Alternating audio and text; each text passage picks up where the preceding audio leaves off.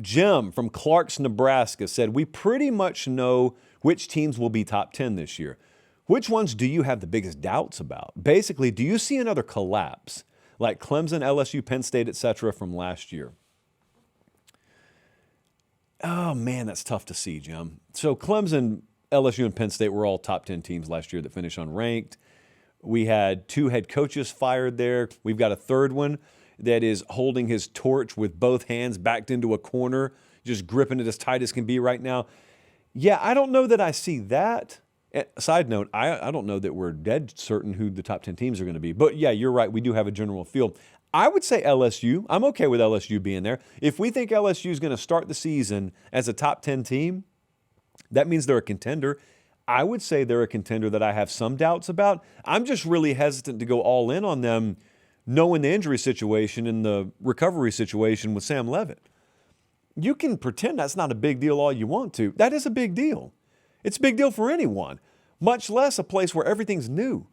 And it's not like a quarterback on a team that otherwise is just returning everybody. That's not the case. They're not even returning the staff, except for American hero Blake Baker.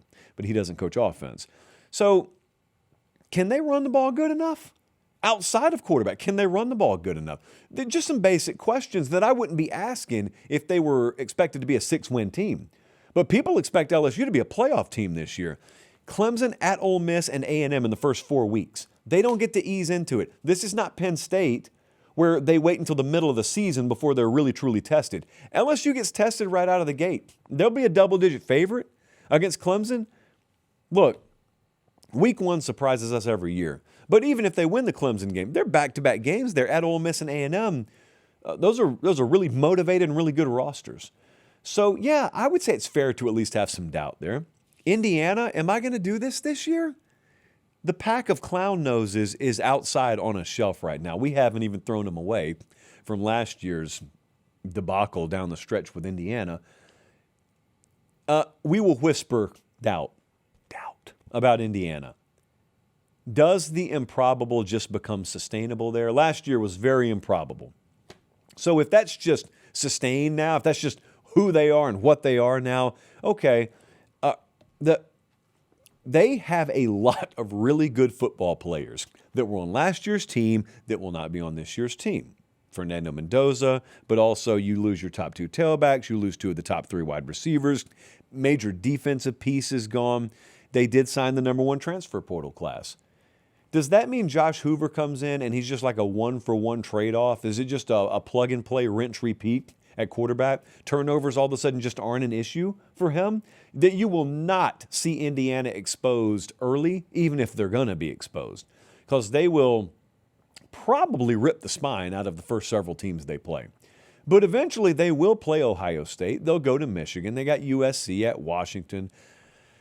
So I don't know.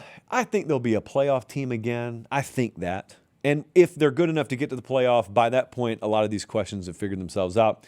But I don't have a problem having a little bit of doubt there of them competing for a national title this year, at least until we see it. And Alabama would be another one. Alabama was body-bagged by Indiana in the playoff last year. Some people picked Bama to win that game, Jesse. Bad memories. Bama's offensive line, totally reworked.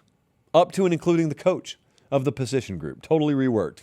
You're going to have a new starting quarterback behind that new offensive line. And they don't profile as a dominant team, just under Kalen DeBoer in general. Kalen DeBoer's Alabama profiles as a team that's got to be really sharp on third down. They're going to have a lot of one-possession type games. In the good years, they just come out on the plus side of that. And that just inserts a lot of variance into the potential batch of outcomes, is all I'm saying. So, didn't even mention the ground game. I mentioned quarterback and offensive line, but the ground game, it's almost like a given that it's got to massively improve, or else a lot of this is a moot point. So LSU, Indiana, Alabama, I think are 3, we call them top 15 teams. I don't know if Bama's going to be top 10, but top 15 teams that I think there are legitimate doubts about. Hey, quick time out here. Are you subscribed to the channel?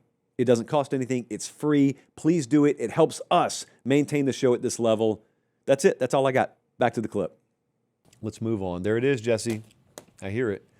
The important thing is the roof seems like it's holding up. It's not that loud in here. They did a good job. Just a little backstory for the listeners and viewers. When we were speccing out this space to build the studio, we found out that this thing basically had a tin roof. So it was very, very loud when it even sprinkled. And then the fine folks at Yahoo Sports came in here and they like soundproofed the entire room. And it is raining like 5 inches an hour outside right now, and we can barely hear it. Hats off to Yahoo Sports. They came through for us in the clutch. Brody from Tuscaloosa said, hey, you often say you structure the show for your viewers' entertainment, but if you made a college football show purely for your own entertainment, what would you change or cover differently? Great question. I'm not going to spend a ton of time on it because the nature of the question itself indicates that I'm probably about to touch on some things most of you don't care about. But what he's saying is, I say a lot of times, I don't stack the show for me, I stack it for you guys, and if I stacked it for me, it would look different, but it would also be dumb, because then we wouldn't have any viewership. However, and this may be one of the bigger shocking statements of the show's history, if I stacked it the way I wanted, we would talk way more about the G5, that's firstly. Secondly, we would get way, way more granular in staff breakdowns, talking about, the best linebacker coaches in the country, but it just really doesn't work well in SEO. You guys are not searching for that a whole lot. I would do very, very deep roster breakdowns. It would be nothing for me to come in here and say, Jesse, tonight what we're going to do is we're going to look at the Mountain West, and I want to know the best cornerback rooms in the Mountain West. We'd do it no problem. Now, you would hear actual cricket sounds in the background, but we would do it no problem. I love the business side of media, of college football media. I'll sprinkle it in every now and then if I think it's really relevant to a big story, but it's usually ratings death. It's like lighting our numbers on fire. You guys turn away in droves if I ever touch on that, so I think I talk about that a lot. Also, I wish we lived in a world where we could do a lot more ISO segments on more teams instead of doing what we call concept segments. So let's say we wanted to talk 12 minutes on Cincinnati tonight. We could do that, of course. I could do it right now. We're free to do whatever we want. But you have indicated that's probably not something you want 12 minutes on. So if we wanted to talk Cincinnati, what we'd probably do is bake them into what we call concept segments, which is like biggest sleeper teams this year, 5 teams I'm most excited to watch, that sort of thing, a concept segment. And that's how we would be able to talk Cincinnati. Well, I would actually prefer if we didn't have to do the concept segments and we could just say, we're about to talk Cincinnati Bearcat football for like 10 minutes, strap in. And everyone's fine with it. But that's not the world we live in. There are a lot of concepts I'm sitting on that what I have decided is, if I want to talk about them, that's okay. We can just build new channels. We can just build new platforms to talk about the stuff. So just some new ventures maybe on the horizon. Not this show. This show's going nowhere. But, maybe if you want to talk about something, that's okay. Just find the right spot for it.